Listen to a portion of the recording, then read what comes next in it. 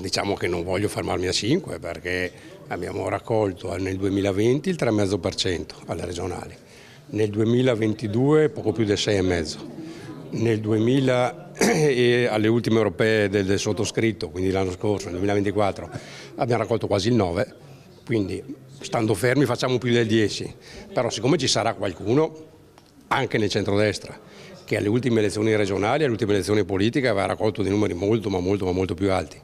e adesso raccoglierà meno consensi perché così sta dicendo insomma l'elettorato, è chiaro che una buona parte di quel consenso di centrodestra tornerà a Forza Italia. Un obiettivo importante è quello di Forza Italia alle prossime regionali, lavorando in maniera pacata, dice il segretario regionale Flavio Tosi. Non si nasconde il coordinatore regionale mentre presenta 2 nuovi iscritti a Forza Italia, Andrea Causin, già parlamentare, e Alessandra Dini, già vice sindaco di Noale. Se per la Dini è un passaggio dal civismo alla politica, quello di Causin è un ritorno alla sua casa politica, anche se, assicura, non gli interessa un posto in Consiglio regionale. Ho fatto una scelta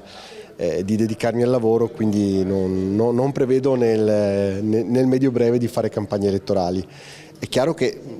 darò una mano, questo sì, perché ci sia un bel risultato, soprattutto in provincia di Venezia, ma anche in provincia di Treviso,